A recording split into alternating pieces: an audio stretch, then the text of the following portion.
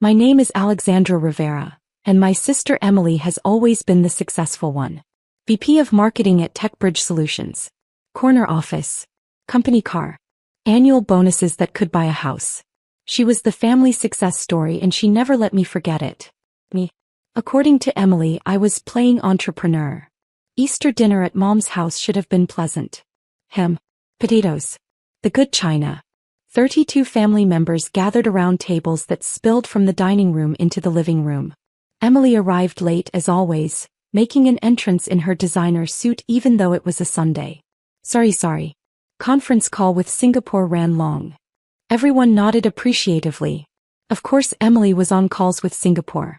Emily was important. I was already seated wearing jeans and a sweater picking at my salad. Alex. Emily spotted me and her smile turned pitying. Still doing that tech thing? AI development, I said simply.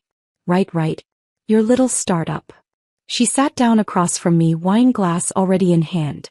How's that going? Still working from your apartment? I have an office now. Oh, how nice. Like a WeWork situation. Something like that. Mom jumped in, ever the peacemaker. Alex has been working so hard. We're very proud. Emily's laugh was light, dismissive. Mom, it's been 5 years? At some point, playing entrepreneur becomes just embarrassing. The word hung in the air. Embarrassing. My cousin Jordan, who worked for Emily at TechBridge, chimed in. Em's right. The startup failure rate is like 90%. Alex, you should really consider applying to real companies. I could get you an interview at TechBridge. Maybe customer support? Entry level. That's generous of you, I said evenly. Uncle Martin joined the conversation. Alex, honey, your sister has built a real career. Maybe it's time to follow her example. Stability. Benefits. A 401k. Emily nodded sagely. I worry about you, Alex. No savings. No health insurance. What happens when this little venture fails? It won't fail. That's what they all say. Emily sipped her wine. Look, I get it. The entrepreneur fantasy is appealing. But most people aren't cut out for it. There's no shame in getting a regular job. Dad spoke up from the head of the table. Emily has a point, Alexandra. You're 32 years old. Time to think about your future seriously. My Aunt Carol nodded. My friend's daughter tried the startup thing. 3 years, nothing to show for it. Now she works at Costco. Not that there's anything wrong with Costco, but Alex could do better, Emily finished. If she just stopped playing pretend and joined the real world. I set down my fork. I appreciate everyone's concern. Do you though? Emily leaned forward. Because honestly, it's getting hard to watch. Every family gathering, everyone asks me how my brilliant little sister is doing, and what do I say? Oh, she's still playing with computers in her apartment? Jordan laughed. Stop. You're killing her. I'm being honest. Someone has to be. Emily's voice softened into what she probably thought was kindness. Alex, I love you. We all do. But this entrepreneurship thing, it's time to let it go. Apply to TechBridge. I'll put in a good word. You could start next month. I'll think about it, I lied. Please do. Before you waste any more years on this hobby. I excused myself early, claiming a headache. No one seemed surprised. As I left, I heard Emily telling Mom, she'll come around eventually. Reality always wins. What Emily didn't know, what I'd carefully kept from my entire family, was that I wasn't playing entrepreneur. I was running Neuraledge AI, one of the fastest growing artificial intelligence companies in the Pacific Northwest. It started 6 years ago when I was working as a data scientist at a logistics company. I watched them manually route thousands of shipments daily, making mistakes that cost millions. I knew AI could optimize it. I built a prototype in 3 months. They rejected it. Too experimental, they said. So I quit and built it myself. I maxed out 4 credit cards. I lived on ramen and slept 4 hours a night. I taught myself advanced machine learning, neural networks, natural language processing. I took every course I could find from Stanford, MIT, Berkeley, all online, all while my family thought I was unemployed. The first client was a small regional delivery company. They paid me $8,000 for a routing optimization system. It increased their efficiency by 34%. They told another company. Then another. Within 18 months, I had 37 clients and $2.1 million in revenue. I hired my first employee, Marcus, a brilliant engineer I'd met at a hackathon. Then 3 more. Then 12. My family never asked for details. Emily was too busy being successful. Mom and Dad were too busy being proud of Emily. Everyone else just assumed I was struggling. I let them believe it. By year 3, Neural Edge had 60 employees and $15 million in revenue. We developed proprietary AI systems for supply chain optimization, predictive maintenance, and demand forecasting. Microsoft Azure featured us as a case study. AWS invited us to speak at their summit. Emily called that week. "Hey, I saw some AI company mentioned in TechCrunch. The name sounded like something you'd come up with. Neural Edge? Any relation?" "Oh, I consulted for them briefly." Well, they're probably going nowhere. Most of these AI startups are just hype." I said nothing. By year 4, we hit $47 million in revenue. Forbes called me for their 30 under 30 list. I declined. Fortune reached out. I declined. I wasn't ready. Last Thanksgiving, Emily gave a toast. "I'm grateful for my incredible team at TechBridge for my career, and for being able to set a good example for my little sister, who's still figuring things out." Everyone raised their glasses. I smiled and drank my wine. By year 5, Neural Edge had 340 employees across 3 offices. Our annual revenue hit $89 million. My personal net worth crossed $180 million. We'd secured partnerships with 3 Fortune 500 companies. One of them was TechBridge Solutions. Emily's company had signed a $12 million contract with Neural Edge to implement our AI systems across their marketing automation platform. The contract was signed by Emily's CEO and our VP of Partnerships. Emily's team would be using our technology daily. He had no idea I owned the company. The partnership announcement came in March. Emily called me excited. "Alex, you'll appreciate this. TechBridge just partnered with this amazing AI company, Neural Edge. They're revolutionizing our entire marketing tech stack." "That's great, Em." "I know, right? I'm leading the implementation team. This could be huge for my career. The CEO is speaking at our annual conference in July."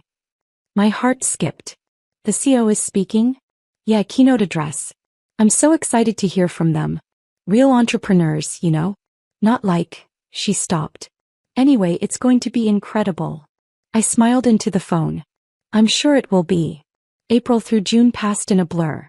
My team at Neural Edge worked around the clock preparing for our integration with TechBridge. Emily sent me weekly updates about the amazing AI company we'd partnered with, completely oblivious. "Their technology is insane, Alex. I wish you could understand this stuff. It's so complex." "I'm sure it is." "The CEO is a woman too. That's so inspiring. Probably had to work twice as hard to prove herself in tech." "Probably. Not like your little coding hobby. This is real AI. Real innovation." Jordan mentioned it at a family barbecue in May. "Alex, you should come to our conference in July. Might inspire you to see what real tech success looks like." "Maybe I will." Emily overheard. "Oh, Alex, no offense, but you wouldn't understand most of the sessions. It's pretty high-level stuff. Enterprise AI, machine learning pipelines, neural networks. I might surprise you." She laughed. "You're sweet. But trust me, this isn't beginner-friendly content." June 15th, TechBridge's conference coordinator called my office. "Ms. Rivera, we're finalizing details for your keynote. Do you have any specific requirements?" "Standard setup is fine. Podium, clicker, confidence monitor." "Perfect. And we'll have your company bio in the program. Should we mention the partnership with TechBridge specifically?" "Absolutely. Make sure it's prominent." "Will do." "Oh, and just so you know, our VP of Marketing, Emily Rivera, is your point person for the day. She'll meet you backstage." I paused. "Emily Rivera is my point person?" "Yes, ma'am. She's been raving about Neural Edge for months. Very excited to meet you." "I'm excited to meet her too." I hung up and sat in silence for a moment. Then I called Marcus, my CTO. "Marcus, I need you to keep something confidential." "Always, boss." "My sister Emily works at TechBridge. She's the VP of Marketing." "Wait, your sister who thinks you're unemployed?" "The same one who called me embarrassing at Easter." "Oh, this is going to be good." She has no idea I'm the C. She thinks I'm still playing entrepreneur. Marcus laughed so hard he had to mute himself.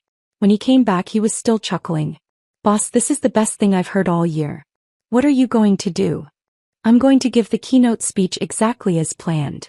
She's going to lose her mind. I know. July 18th arrived hot and clear. TechBridge's annual conference was held at the Seattle Convention Center. 3,000 attendees. Vendors. Breakout sessions. The works. I arrived early through the VIP entrance, accompanied by Marcus and our VP of Partnerships, Linda. The conference coordinator, Beth, met us in the hallway. Ms. Rivera. So wonderful to finally meet you in person. Your team has been incredible to work with. Thank you. Everything looks fantastic. We have you in the green room. Emily Rivera will be here shortly to go over final details. My phone buzzed. A text from Emily in the family group chat. Big day. Keynote speaker arrives in an hour. So nervous and excited.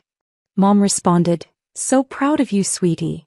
Dad, our girl running the show. I pocketed my phone. 10 minutes later, Emily walked into the green room. She was in full power mode. Navy suit. Heels. Tablet in hand. She didn't even look up at first. Ms. Rivera? I'm Emily Rivera, VP of Marketing. I'll be your liaison for. She looked up. Our eyes met. All the color drained from her face. Alex. Hi, Emily. Why are you? She looked at Beth. There's been a mistake. This is my sister. The keynote speaker is. Beth smiled, confused. This is Alexandra Rivera, CEO of Neural Edge AI. Your keynote speaker.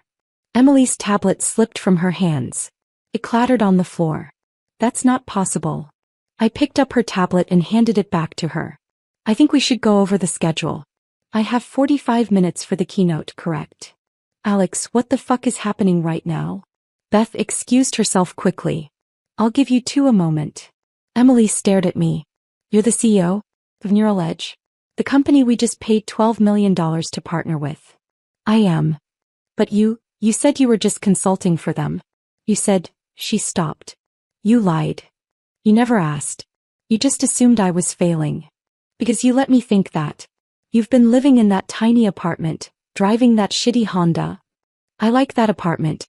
And I like my Honda. Alex, you own a company worth. She pulled out her phone, frantically typing. Forbes estimated Neural Edge's valuation at $127 million. You're worth, oh my God. Approximately $180 million personally, though it fluctuates with funding rounds. She sat down heavily. This isn't real. This is a dream. Or a prank. It's neither. Why didn't you tell us? Why didn't you tell me? I sat down across from her. Because I wanted to see who you were when you thought I was nobody. Turns out, you're the kind of person who calls her sister's life's work embarrassing. Emily's face crumpled. Oh God. Easter. I called you embarrassing. You did. In front of the entire family. Alex, I didn't know. No, Emily. You didn't care to know. You never once asked what I was actually building.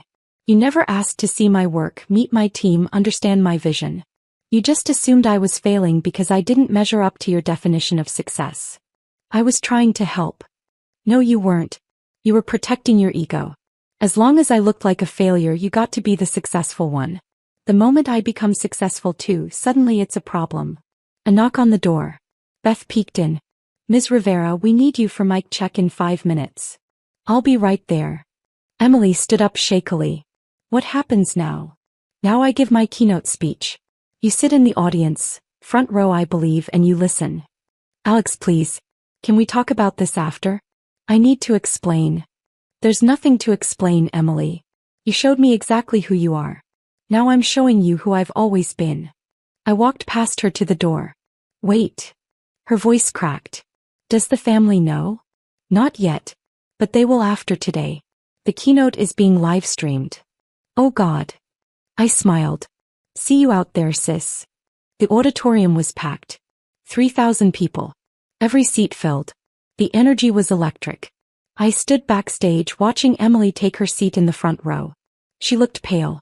Jordan sat next to her, scrolling through his phone, oblivious. Beth gave me the signal. You're on in 30 seconds, Ms. Rivera. Marcus squeezed my shoulder. Go show them what you've built. The lights dimmed. A voice boomed through the speakers. Ladies and gentlemen, please welcome the CEO of Neuraledge AI, the visionary leader transforming how enterprises leverage artificial intelligence, Forbes 30 Under 30 honoree, and TechBridge strategic AI partner, Alexandra Rivera. The audience erupted in applause. I walked on stage. The spotlight hit me. 3,000 faces turned toward me, including Emily's. Her mouth was slightly open. Her hands frozen mid-clap.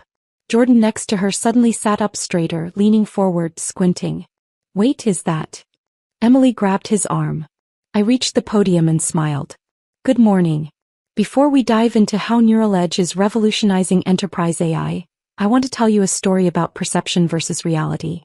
The audience settled in. 6 years ago I had an idea. I was working as a data scientist watching companies struggle with manual processes that AI could automate. I built a prototype. My employer rejected it. So I quit my job and built it myself. Murmurs of appreciation. My family thought I was crazy. They told me to get a real job. Apply to established companies. Stop playing entrepreneur. I paused, letting that phrase land. One family member, someone I love very much, called my work embarrassing. Emily's face turned red. That person is sitting in the front row right now. 3,000 heads turned toward Emily. She looked like she wanted to disappear. But here's the thing about being underestimated, I continued, my voice strong. It gives you incredible freedom. When people think you're failing, they stop watching you. They stop questioning you. They stop interfering. And in that space, that quiet, unobserved space, you can build something extraordinary. The audience was silent, hanging on every word. 6 years later, Neuraledge AI has 340 employees. We serve 73 enterprise clients across 14 countries. Our AI systems process 2.3 billion data points daily. We've raised $89 million in funding and generate $127 million in annual revenue. Applause rippled through the room. But the most valuable thing I built wasn't the technology. It was the knowledge of who I am, independent of external validation. My family's doubt became my fuel. Their dismissal became my motivation. Their embarrassment became my strength. I looked directly at Emily. So to the person who called me embarrassing, thank you. You taught me that success isn't about proving people wrong. It's about building something meaningful regardless of who believes in you. The audience erupted in standing ovation. Emily sat frozen, tears streaming down her face. Jordan beside her had his phone out, frantically typing. Probably texting the family group chat. I spent the next 40 minutes presenting Neuraledge's AI architecture, our partnership with TechBridge, and our vision for the future of enterprise automation. The audience was engaged, asking brilliant questions, taking notes furiously. Emily didn't move the entire time. She just stared at me, her successful little sister, commanding a stage she could never have imagined me on. When I finished, the applause was deafening. Thank you all. I'll be at booth 47 if anyone wants to discuss partnerships. And to my family watching the live stream, I smiled directly at the camera. Hi Mom. Hi Dad. Surprise. Backstage my phone exploded. 73 texts in the family group chat. Mom, Alexandra. You're the keynote speaker. Dad, is this real? Is this really happening? Aunt Carol, I told my friend's daughter to work at Costco and your daughter owns a $127 million company? Uncle Martin, I told her to get stability and a 401k. I'm never giving advice again. Jordan, I offered her an entry-level job at her own partner company. Cousin Maria, the live stream has 47,000 viewers and climbing. Alex is trending on LinkedIn. Mom again, why didn't you tell us? I pocketed my phone. Emily appeared in the doorway, mascara streaked down her face. Alex. Emily. That was, she stopped, composing herself. That was the most brilliant keynote I've ever seen. And the most humiliating moment of my life. I'm sorry you feel humiliated. No, you're not. And you shouldn't be. I deserved that. She wiped her eyes. I called you embarrassing. In front of everyone. While you were building this. You did. And I never once asked to see what you were actually doing. I just assumed, Her voice broke. I'm so sorry, Alex. Are you sorry because I succeeded? Or are you sorry because you treated me badly? He thought about it. Both. Is that honest enough? It's a start. I've been texting the team. Everyone wants to know how I didn't know my own sister was our strategic partner's CEO. What did you tell them? The truth. That I was too busy being successful to notice you were too. A conference attendee rushed up. Ms. Rivera, that keynote was incredible. We'd love to discuss implementing Neural Edge at our company. I spent the next 3 hours at our booth taking meetings, signing preliminary partnership agreements, collecting business cards. Emily watched from a distance, fielding questions from TechBridge employees about how she'd landed such an incredible partnership. To her credit, she told them the truth. I didn't land it. Our procurement team did. I had no idea my sister owned the company until an hour ago. That evening, I returned to my hotel suite. Marcus and Linda joined me for a debrief. Boss, we signed 14 new partnership letters of intent today, Linda said, grinning. That keynote was a masterclass. The live stream hit 340,000 views, Marcus added. You're all over tech Twitter. People are calling it the most inspiring keynote of the year. My phone rang. I answered. Hi, Mom. Alexandra Marie Rivera. Mom's voice was shaking. You own a company worth $127 million? Approximately. And you've been letting us think you were struggling for 6 years? You've been assuming I was struggling. I never said I was. Why didn't you tell us? I sat down, suddenly exhausted. Mom, when I told you I was starting a company, what did you say? Silence. You said, that's nice, honey, but maybe keep your job just in case. When I quit my job to do it full-time, Dad said I was being reckless. Emily called it playing entrepreneur. We were worried. No, Mom. You were embarrassed. There's a difference. You were embarrassed that I didn't have a fancy title like Emily. Embarrassed that you couldn't brag about my job at parties. Embarrassed that I didn't fit your definition of success. That's not fair. Mom, Emily told me to stop playing entrepreneur in front of 32 family members at Easter. You said nothing.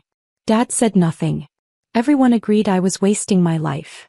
More silence. So I decided to see who you all were when you thought I was failing. And Mom, you failed that test. All of you did.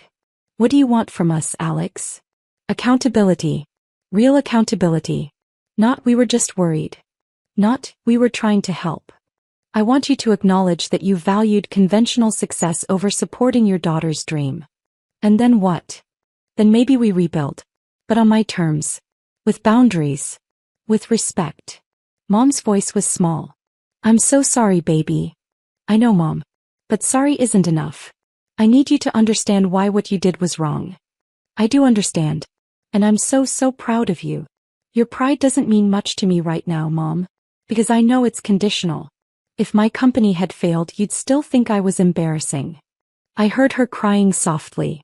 I have to go, Mom. Give my love to Dad. I hung up. The next morning, Emily showed up at my hotel. How did you know which hotel? I asked, opening the door. You're the keynote speaker. They always put keynotes at the Fairmont. She held up 2 coffee cups. Peace offering? I let her in. We sat on the balcony overlooking Elliott Bay. I've been up all night, Emily said. Reading everything about Neural Edge. Every article, every interview, every case study. Alex, what you've built, it's extraordinary. Thank you. And I've been thinking about Easter. About all the times I dismissed you. She set down her coffee. I was jealous. I looked at her, surprised. Jealous. You took a risk I was too scared to take. You believed in yourself when no one else did. You built something from nothing. She laughed bitterly. I've been climbing the corporate ladder for 10 years, following every rule, doing everything right. And you made your own ladder. A better one. Emily. I'm not finished. I need to say this. She took a breath. I called you embarrassing because deep down I was embarrassed. Embarrassed that my little sister had more courage than me. Embarrassed that you were living your values while I was chasing titles and bonuses. Embarrassed that you didn't need validation from people like me. You're being too hard on yourself. No, I'm being honest. Finally. She looked at me. I spent 6 years convincing everyone you were failing because I needed to believe it. Because if you were succeeding, then what did that say about my choices? We sat in silence watching ferries cross the bay. I don't know how to fix this, Emily finally said. I don't know if I can. Do you want to? More than anything. But not because you're successful now. Because I miss my sister. The real one. The one who believed in impossible things and made them happen. She's still here. Is she? After everything I said, after how I treated you, Alex, I wouldn't forgive me. Good thing it's not up to you then. She laughed, tears in her eyes. Can I ask you something? Sure. When did you know you'd succeed? I thought about it. The moment I stopped needing you to believe I would. Success became inevitable when I stopped measuring it by your standards. God, I really was terrible, wasn't I? You were human. Flawed. Like everyone else. But you weren't scared. Oh, I was terrified. Every single day. But I was more afraid of becoming someone who gave up their dreams to make other people comfortable. Emily nodded slowly. That's exactly what I did, isn't it? Gave up my dreams for comfort. Did you have dreams? Once. I wanted to start a sustainable fashion company. Design clothes that didn't destroy the planet. She laughed. But Mom and Dad said fashion was too risky. So I got an MBA and a safe corporate job instead. It's not too late. I'm 35 years old, Alex. I have a mortgage, car payments, responsibilities. I started at 32 with credit card debt and a dream. You're 3 years older with actual resources and business experience. The only thing stopping you is fear. She stared at me. Are you seriously giving me entrepreneurship advice right now? After I spent years telling you to get a real job. I'm giving my sister advice. That's different. Emily started crying again. I don't deserve you. Probably not. But you're stuck with me anyway. Over the next 2 weeks, the fallout continued. The family group chat imploded with apologies, justifications, and shocked reactions. Uncle Martin admitted he'd been catastrophically wrong. Aunt Carol sent a 5-page email apologizing for comparing me to her friend's daughter who worked at Costco. Jordan sent a formal apology and asked if he could transfer to Neural Edge. I declined. He needed to learn at TechBridge first. Dad called and cried. Actual tears. I told my daughter to be realistic when she was building a $127 million company. I'm the world's worst father. You're not the worst, I said. Just misguided. Can I take you to dinner? Please? I need to understand what I missed. We had dinner the following week. He asked genuine questions. What problems was I solving? How did the technology work? What was my vision for the company? For the first time in 6 years he saw me. Really saw me. Mom took longer. She was embarrassed, truly embarrassed, about how she treated me. She started reading books about supporting unconventional success.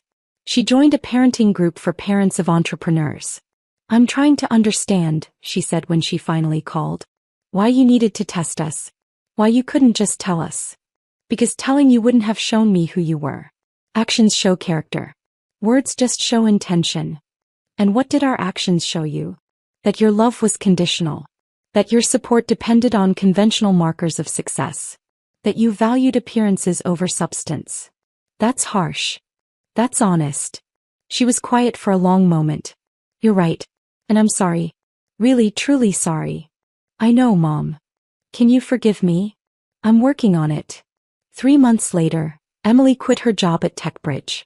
She called me from her car, voice shaking with equal parts terror and excitement. I did it. I gave my notice. I'm starting my sustainable fashion company. Emily, that's incredible. I'm terrified. Good. That means it matters. Will you, she paused. Will you give me advice? Not money, not connections, just advice? As someone who's done this. Of course. Even after everything? Especially after everything. You're my sister. And honestly, I think you're going to build something amazing. He started crying. Thank you. For not giving up on me even when I gave up on you. That's what family is supposed to do. 6 months after the conference, Neural Edge hit $180 million in annual revenue. We expanded to 520 employees. Forbes featured us again, this time on the cover. The AI revolution you didn't see coming. I agreed to the interview this time. The journalist asked about my family. About the 6 years of silence. I tested them, I said simply. They failed. But failure isn't final. They're doing the work now. Real work. Examining their biases, confronting their assumptions, learning to support unconventional paths. And have they changed? Some have.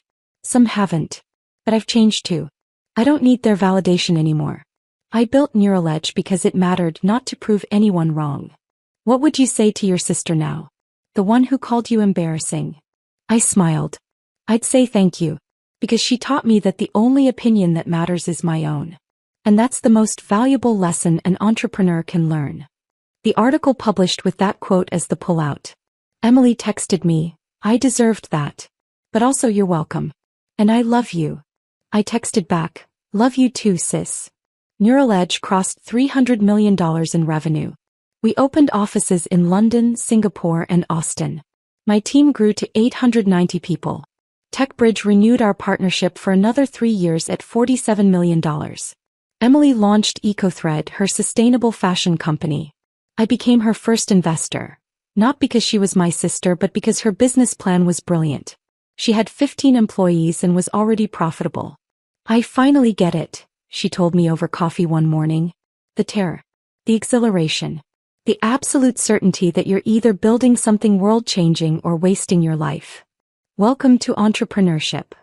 I'm sorry I called it playing entrepreneur. I'm not. You gave me the best origin story. Sister called so embarrassing, lived to regret it. She laughed. You're never letting me live that down, are you? Never. Mom and Dad came to Neuraledge's office for the first time. They walked through our floor, meeting my team, seeing the technology we'd built. Mom cried when she saw the wall of patents with my name on them. I'm so sorry I didn't see this sooner, she whispered. You see it now. That's what matters. Dad asked intelligent questions about our AI architecture. He'd been reading everything he could find about machine learning. I want to understand your world, he explained. Even if I'm 6 years late. Better late than never. The family dynamics shifted. Emily and I became collaborators, not competitors. Mom and Dad became genuinely curious about unconventional success. The rest of the family stopped offering unsolicited career advice and started asking genuine questions. But the biggest change? I stopped testing them. I'd learned what I needed to learn. I knew my worth. I knew my strength. I knew what I'd built and why it mattered. Their validation was nice. But it wasn't necessary. And that, more than any revenue milestone or Forbes cover or conference keynote, that was the real success.